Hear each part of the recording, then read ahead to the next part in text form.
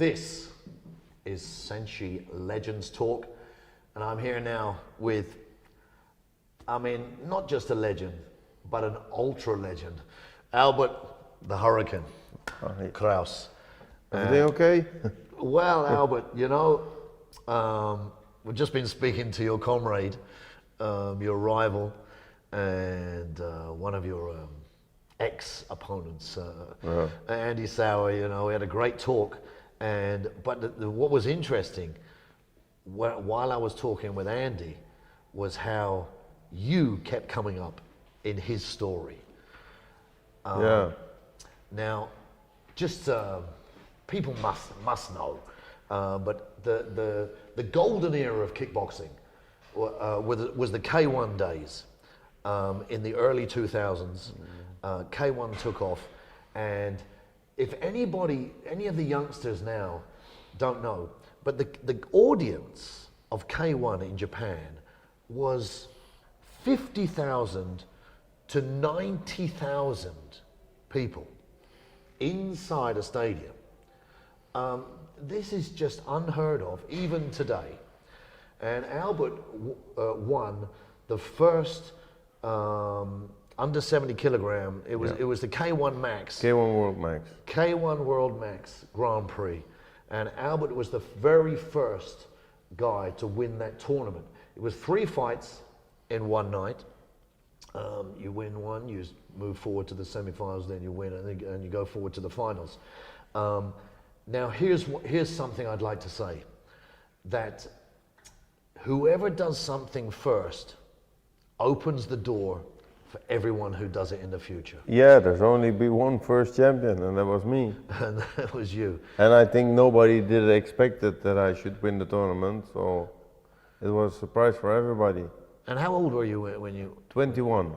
I'm the youngest K1 winner. I think Andy was 23, Peter was maybe 22 or 23, I was 21. So you were the same age as Mike Tyson when he won the world championship. Yeah. But then different. Yeah, different game. But yeah, like I say, that if you're the person who's the first to do something, everyone else can learn from you.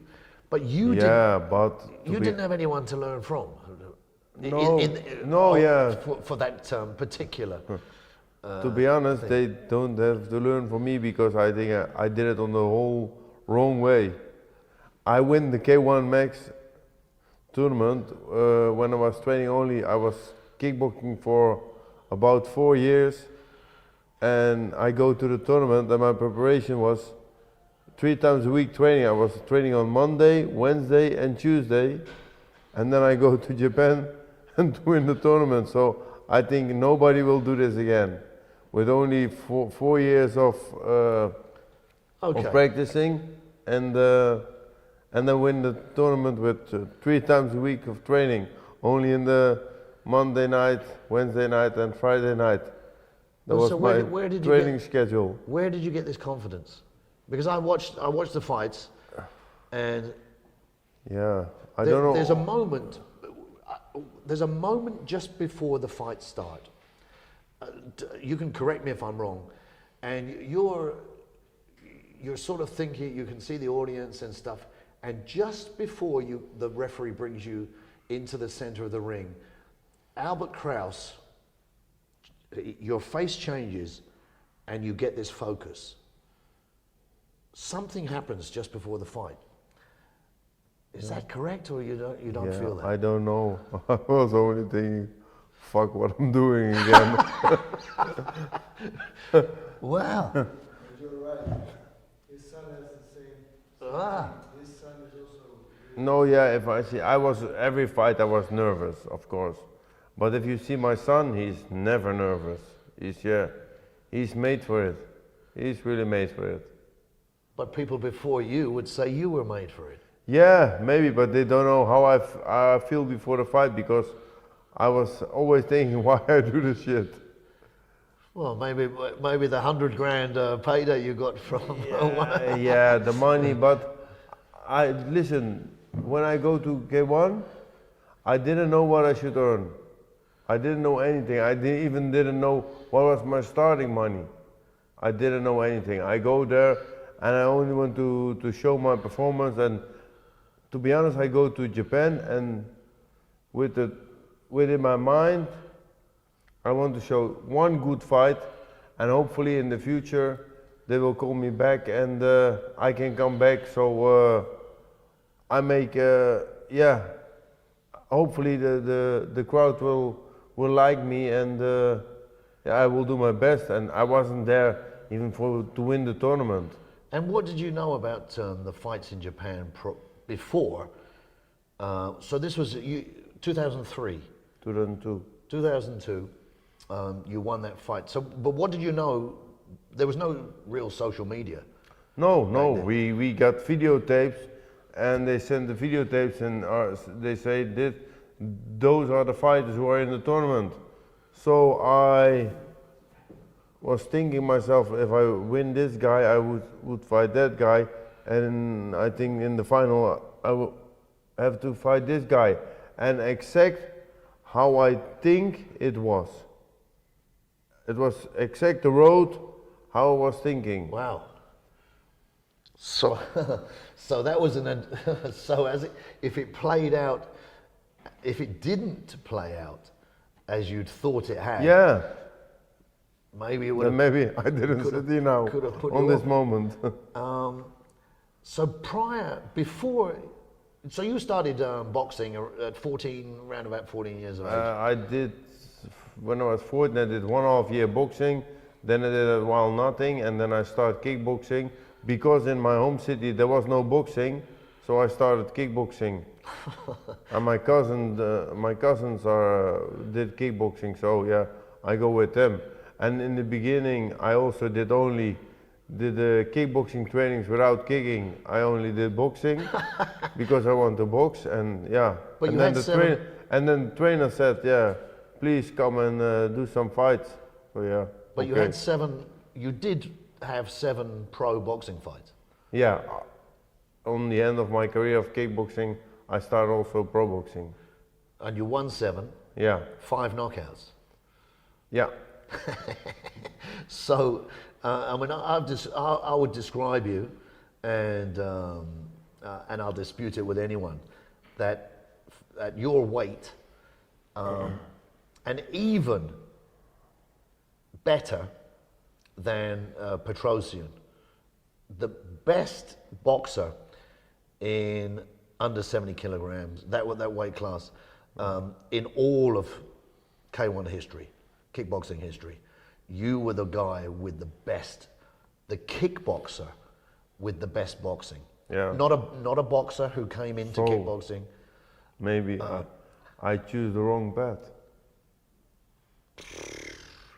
Who knows? Yeah, who knows? So maybe I was useless in boxing. You never know. But if I start pro boxing already from a younger age, maybe I was now the same level as my son. That also couldn't be world champion in boxing in the future.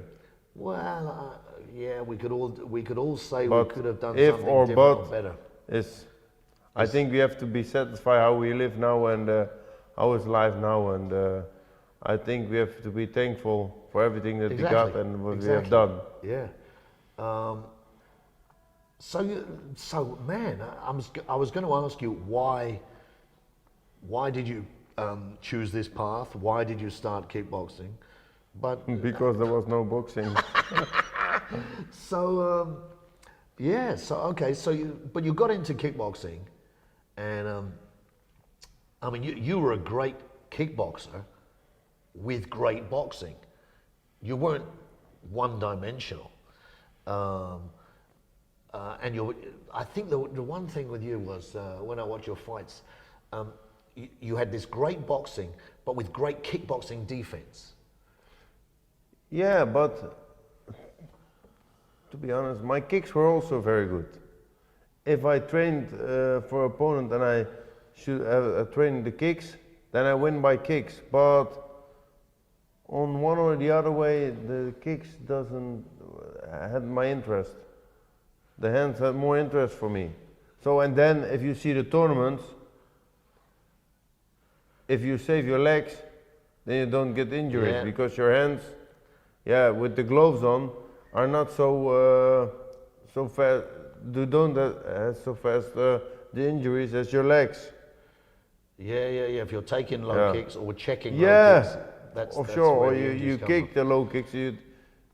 When you kick the knee, then You kick the knee with the foot or something. the tournament could be over. Yeah. Okay. Wow. So there again, your path maybe took you in that direction. So you, I mean, everybody, you became a legend, and everybody talks about you now as the guy who won the first K1 Max. But you fought so many top level guys. Buakaw. 4 times. 4. Oh, I thought it was 3. 4. 4, and so he beat you twice. Yeah. And you beat him twice. Yeah. So we have to do the 5th. there must have to be a 5th fight, and I think I can organise this, but he's expensive. Probably you're expensive now to bring you out of retirement, but obviously you fought Andy Sauer twice, 1-1. There's a so we trilogy. have to come also. There's another one. There's no, I there's don't a trilogy. think the friendship we have is worth it to fight again. We both know who's the better one. So he also knows it.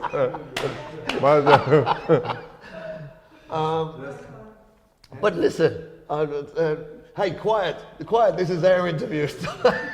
He always says, Andy is the best kickboxer in the world.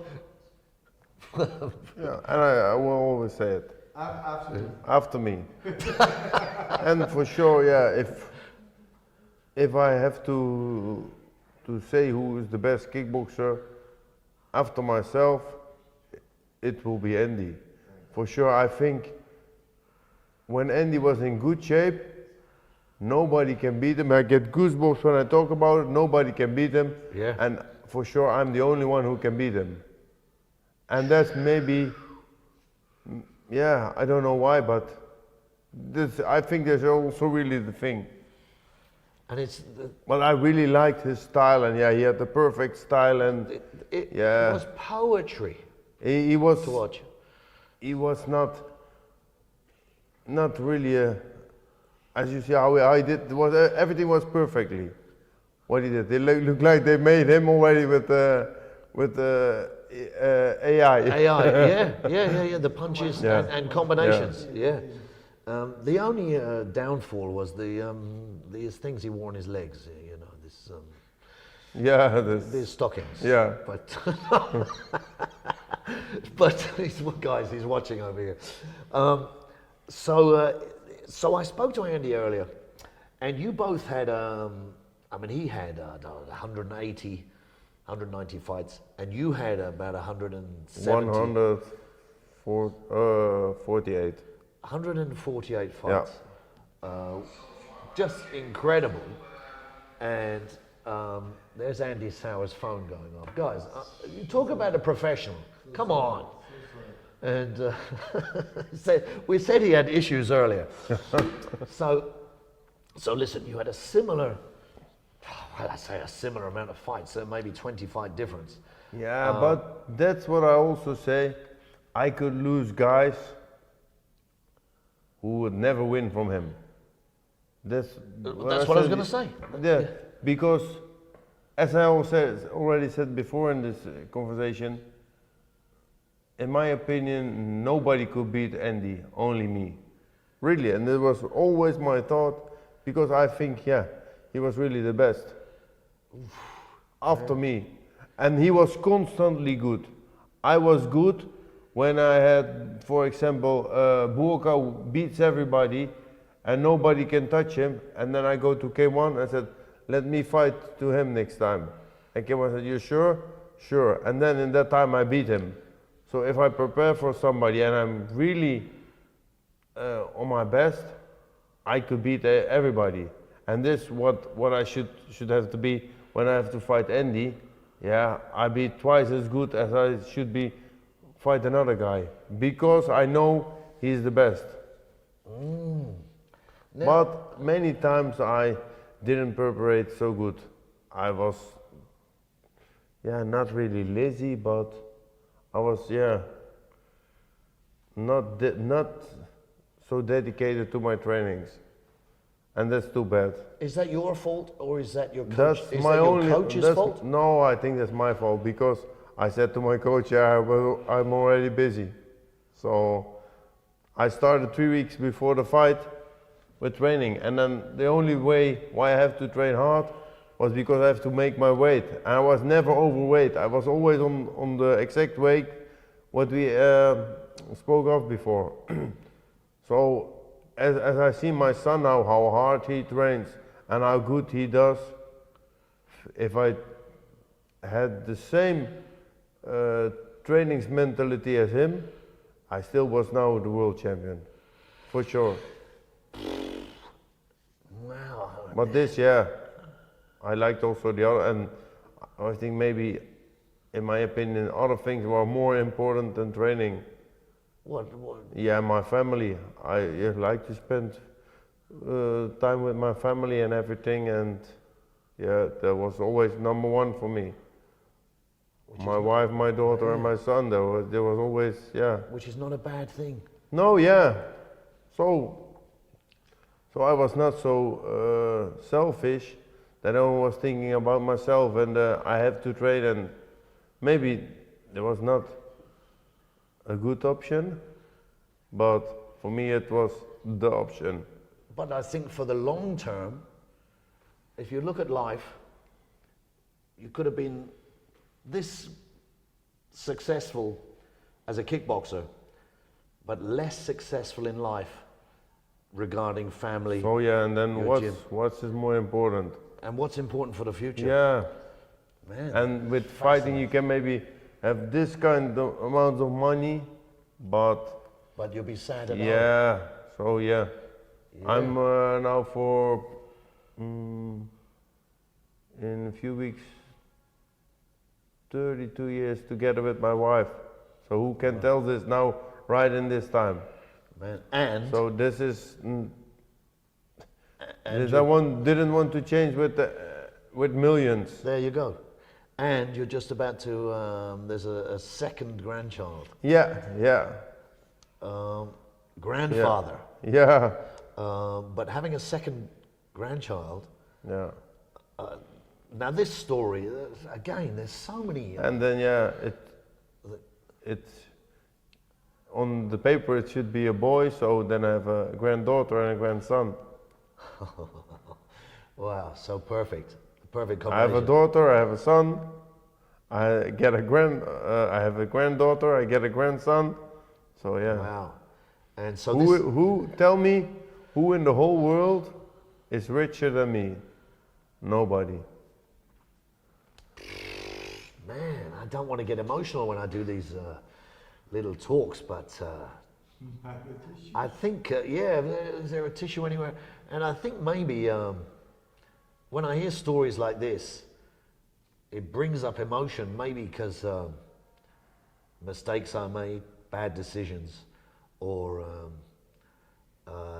just maybe, I don't know, jealousy or something. But you're absolutely right. And what you're saying here, you the guys watching, you've probably seen when Bob Marley was asked if he was rich. And he said, what do you mean by rich? Yeah. You mean money? Yeah. That's not rich. No, I also didn't think this rich. I mean, we need a roof over our head. We need to choose the right food. But to be honest, if you have money enough and you can take everything what you want, and if you want to buy tomorrow a car, and the day after you want to buy glasses or a watch, then you have no wishes. And I think every person have to get wishes in his life. If you have everything, I don't think you are lucky. as a man, Yeah, as a person, as anybody. So you mean you have to be working towards something? Yeah, you have to look somewhere. If you don't have wishes anymore, I don't think you are really lucky. You know what is also the nicest thing? If, for example, if you buy or bought a car, it's the way to go to it and get it. When you are in it, then you think, yeah, fuck, it's a nice car, but it's that, yeah. Yeah. Yeah. Yeah, falling in So love. you have falling to, yeah. in love is the best part of a relationship. Yeah. But I think if you can keep her with you, it's much more it's worthless. Well, yeah. yeah. It's You're talking about my ex-wife now. No, yeah. Worthless. No, but yeah. So yeah, I mean, this is there's a lot of talk about this. So people saying, the journey. It's all about the journey. Yeah. Not the destination. No, yeah. To become world champion, you can do it in one punch, and it can be a lucky punch. Yeah. There's only one moment, but to stay there, it's much more difficult. Yeah, but actually, as a legend, or as one of our legends, as like one of the top legends, I don't think you realise everything that happened prior to you climbing the top of the mountain. You didn't see all of this, but if you get to the top of the mountain, these are all your memories. Yeah, on the end. And there's things that you think, man, this happened, it was all an adventure to get to the top of the mountain.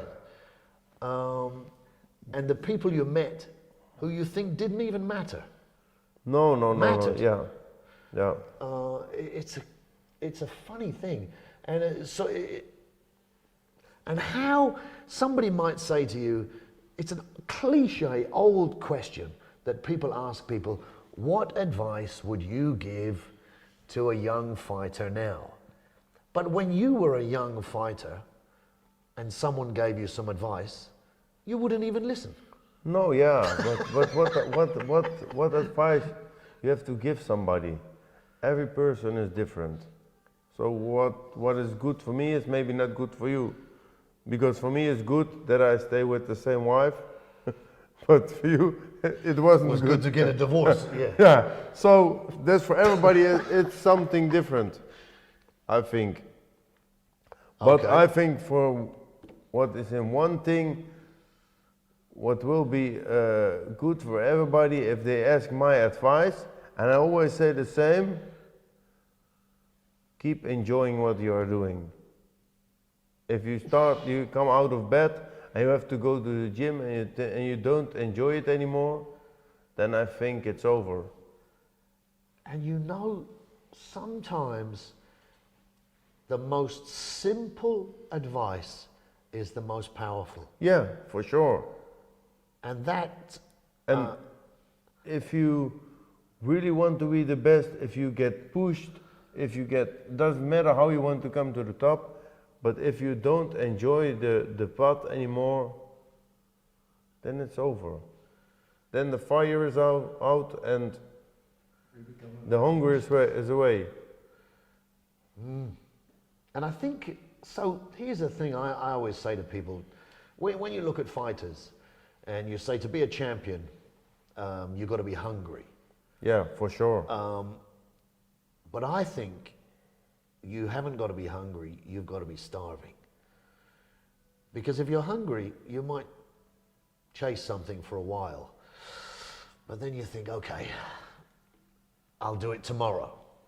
Then you don't enjoy it anymore, so then it's over. Then you have to search for something else. Oh man. But how many guys do you know in your position? I mean, you're fortunate. You've got your own gym. Yeah. Which is called Team Kraus. just Team Kraus, your Yeah. gym. I was Pro Sport.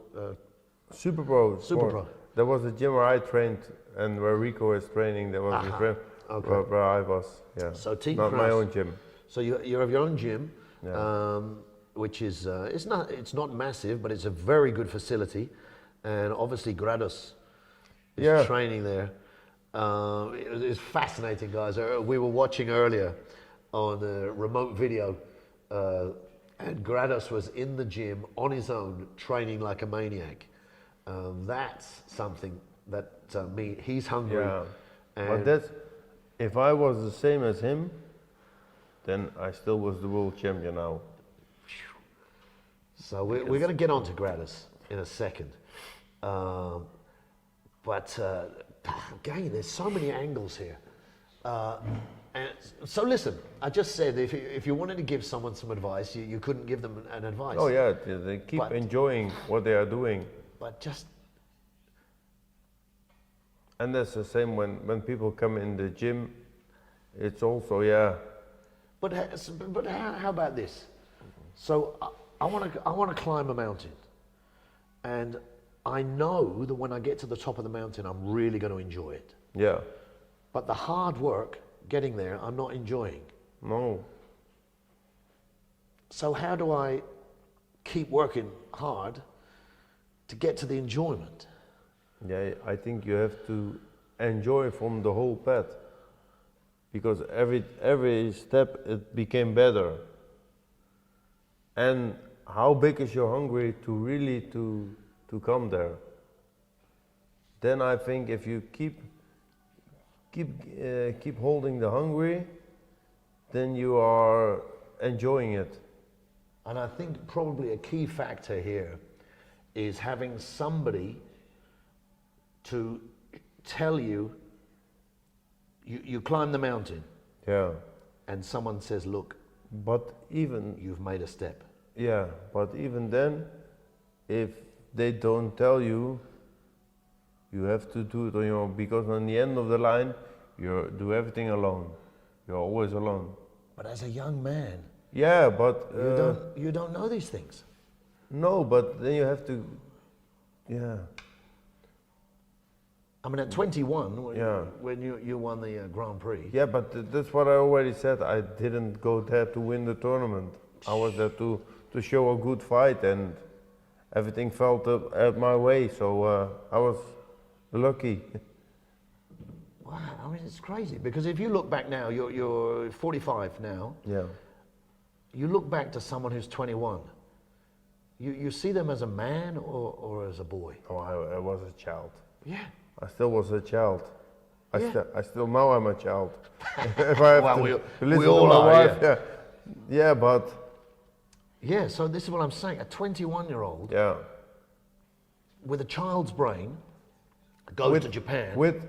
With chips in my hand and an apple, and I have to losing weight, and I think, fuck, the chips is not so heavy as the apple, so I eat the chips. Don't know anything about any food or something or. Well, there's some divine intervention there, for sure. But on the end, everything went okay. Everything fell on the right spot. Yeah. Were you lucky, or were you just gifted? Yeah, tell me. A little bit of both. I think both, yeah. Yeah. But for sure, if you are not lucky in the tournament, you will never win the tournament. Oof. Oof. Another one. Never. And I'll tell you what's fascinating for me as you say this. Now, when the SENSHI galas happen, Albert and I, we often commentate together. And Albert comes out with some little gems sometimes. And I remember talking to you, there was a fight, a very hard fight, 3 rounds. And I said, I think it's going to go to a 4th round. And I said, the big thing now about the extra round in a K1 fight is tiredness, is fatigue. And you said to me, fatigue is just another emotion. Diamond is an emotion. I've never lost an extra round. Every fight I got an extra round, I won. Give me more air, more pressure. So that's that's something to do with your character, surely. Yeah, maybe. I think I was even not. Win many fights on condition. I think my condition was not so good because I didn't train so hard, but it was everything. I win the first tournament. The only thing that I wanted was with my heart. I was not the best fighter in the tournament. I was not the most experienced fighter in the tournament. I was the youngest guy in the tournament. I had the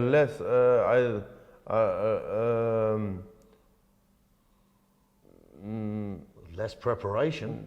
Also, but I had only 18 fights or something when I go in the tournament. Yeah, I had no experience at all. Man, So I mean, everything was against me, but maybe I had that day a little bit luck and I win the tournament. well, I think you're giving luck more credit than it's due. But yeah, I think luck comes from everywhere. It can also come from above. It is,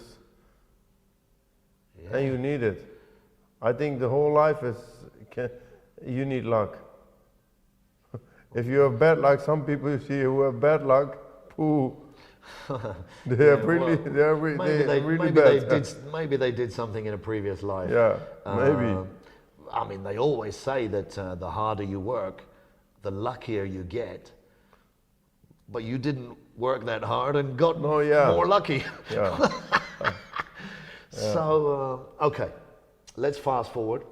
I want to talk about two more things. I want to talk about your son.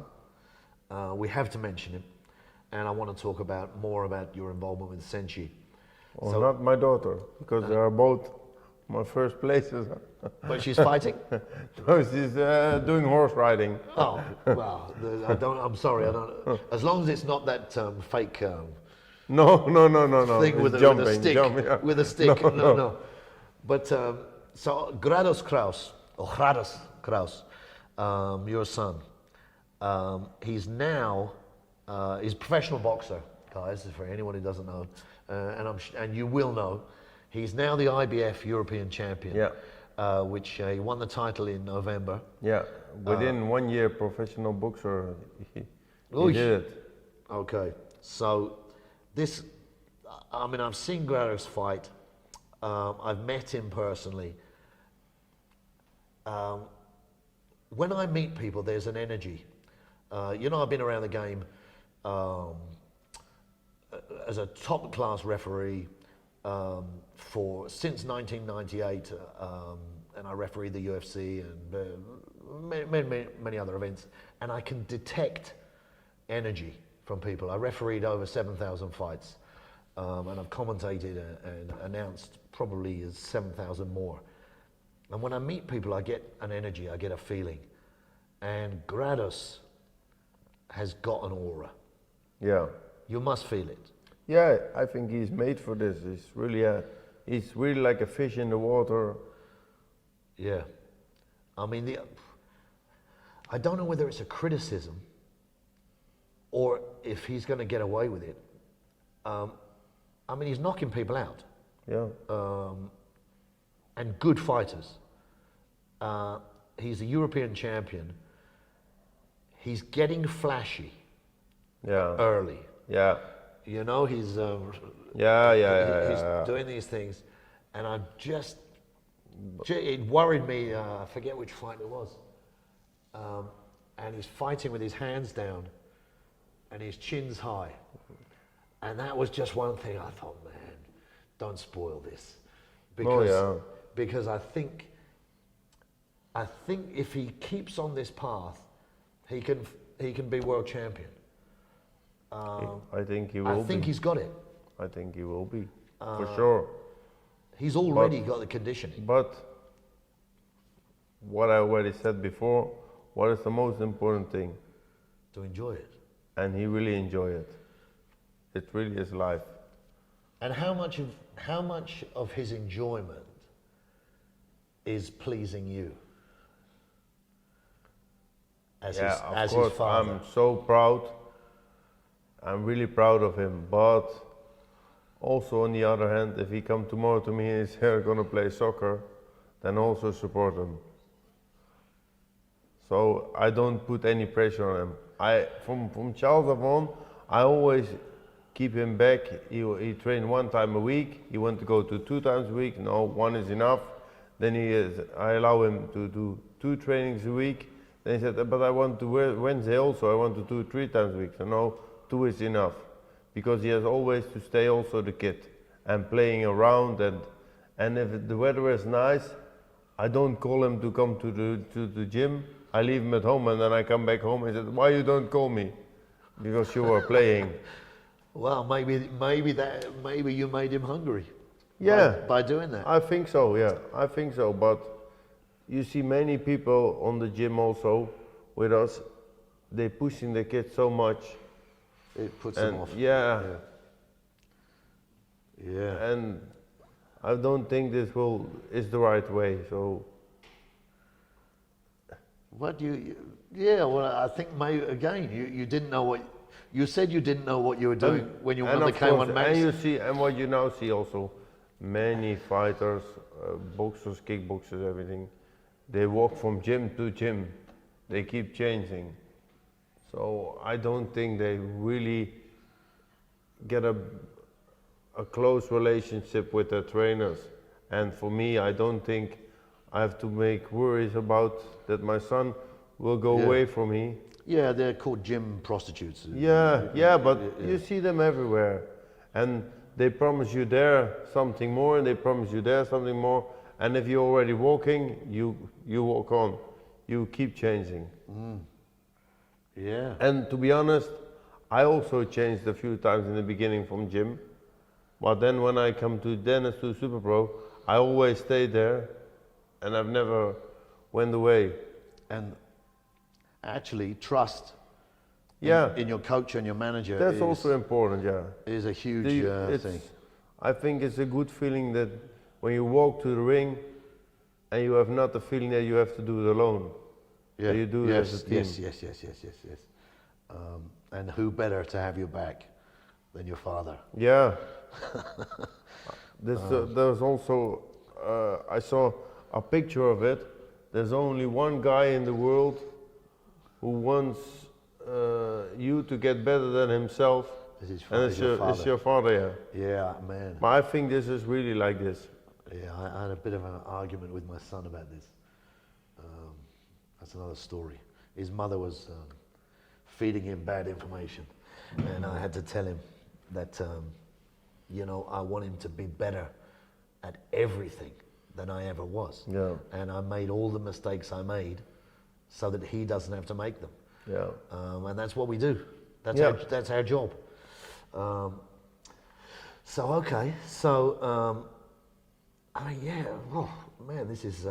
This is amazing. So let's switch. Your involvement with SENSHI. And interestingly, Kraus has been here. Yeah, he's been here a couple of times. To SENSHI as well. And he just loves the fight game. Yeah. And all the involvement, being connected with it. Now you've come, when did you get involved with SENSHI? Was it 2018? Good question, yeah. It was around Corona time, I think. So 2020? 1920, I think. Okay, so Corona was 2020. Yeah, about that time somewhere. So 6 years. Yeah, time flies. Shoosh, tell me about it. So you came, your primary role is one of the coaches. Because before every SENSHI gala, so before every SENSHI event, we have a training camp, and you're one of the coaches on the training camp. Yeah. And man, SENSHI work you hard when you're here. Yeah, but it's nice to I think a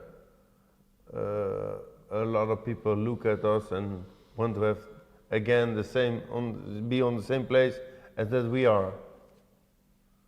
Yeah, it's not just coaching; it's inspiration. No, yeah, of course, and I think we are lucky that we are also a part of SENSHI, because a really nice platform, and yeah, they treat you as a king. Really, everything is right here. Yeah. And also for the fighters, is what I always tell. If you see how they treat their fighters, yeah, it's perfect. Well, It's almost the same as we had in K1. And yeah, I've been in many organizations, but nothing was the same like this. K1 or SENSHI, they really are Yeah. good with the fighters. I was never involved with K1, but I was involved with Pride. We probably shouldn't mention these brands, but we will. I was involved with Pride. I was involved with the UFC. Many huge organizations around the world. Yeah. And I can tell people, unless you're the top superstar, Yeah, but you it's don't get only- treated It's only that business. well. For them, it's only business. It's just And here it's no business. It's the fighters. yeah, and I think they try. I think Senshi and the Shihan are trying to bring back this. I don't know how it will go, because the K1 and that era was just about the fights. Yeah. Because there was no social media, No. there was no trash talk, there was none of this fake American hype, which I'm bored of. And it was just the fights that sold the events. Yeah. And yeah, and I don't know how they can bring it back. Whether I think they will, because every time we do an event, we're making another step forward. Yeah. We're growing, and it's slowly. They're not just throwing money at marketing. No, but this is, yeah. Money you can throw everywhere. Well, Yeah. if you've got it. Yeah, but yeah, you can throw it everywhere. And is it this word? No, I don't think so. No, and I don't think that's the plan. And the brand has to be built and not bought, I think. Oof, that's a good one, man. You come out with some.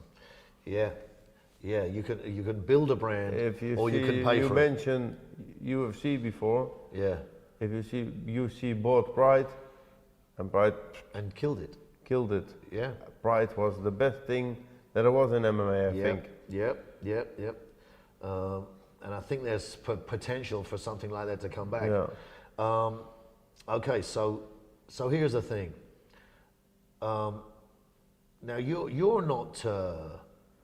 I don't think you have a reputation as a true martial artist. You know, you're a kickboxer. Yeah. And you have your gym, and I don't know if you line your guys up and everyone is us. No. And it's just casual. No. Yeah, casual, yeah. So, but coming here with the respect, and I know you get involved with it, and you go along with it, and you welcome it, the respect. Yeah, of course. It's like they do here in Japan. They also did it. So Yeah. in K1 also, everybody us. If they see you on the hall, everybody was us to you. So yeah, it's really something from Japan that. Yeah. And it's here also the same. Then they are respecting each other and. But do you think I mean, I blame the Americans, but it's probably the public, probably the American public who are buying into it. All of this trash talk and disrespect, it's gone too far. No, I also don't like it. Even, you know what I don't like? Is the stare downs. If you look, all of my stare downs I do downstairs. Because why should we watch each other and get... It hypes up. Yeah, do it like this. Listen, I gonna fight or I don't fight. I don't gonna make myself put somewhere in a corner that I want to kill somebody and I'm not. They don't allow me. So why I do this? Shake each other's hand. Show the whole world that you are a professional and you all can laugh together and in the Best ring man wins. try to kill each other and afterwards friends and be human. And the audience wins. And actually, the one thing that is really missing for me as a sport. Combat sports now there's so many eyes on it. Who are the role models? And I think Rico Yeah, is a good role model. yeah. But yeah, he played out the whole game. He wins every fight, but he is also, I see him from Charles Avon, he came to our gym, and he had not so much talent, but he was also always disciplined, and if you show him something, he keep practicing. When everybody was already in the shower, he was still on the mat, he was still training and doing the things that we told him, and he was still practicing. So yeah, he did everything with working. But He's really dedicated. But these, So and he really deserves it. He is the best kickboxer that we had ever. you say that. Yeah. Second to you. After me, yeah. After me, yeah. That's what I forgot. No, but really, he had. Let me say it like this: he had the best career. Wow. And all the people, many people say, yeah, he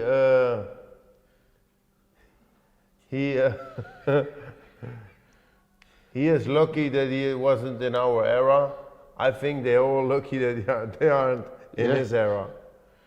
Because in the old guys' era they were 95, 90, 100 kilo, and he is 118 kilo. Ripped. Yeah. Ripped. The only one who could beat him, I think, and I always say that, was Sammy Schelt. Sammy was also special. Or Bob Sapp. I don't think No, so. I'm joking. No, but Sammy Schelt was also, when you put him in the tournament, he will win the tournament. Yeah, he's just huge. Yeah. Okay, listen, we're going to have to wrap this up. Once again, another SENSHI Legends talk, which has been fascinating. Probably didn't go in the direction that I anticipated it to be. We talked about some things that I'm sure you've never talked about with other interviews, Mal, but you know, it's really great working with you guys. And I want to do this again. We will do it again. But for now, this was SENSHI Legends Talk. Albert Kraus, we'll see you again, guys. Thanks, Albert. See you. Os. We didn't talk about the third fight. Oh, the trilogy.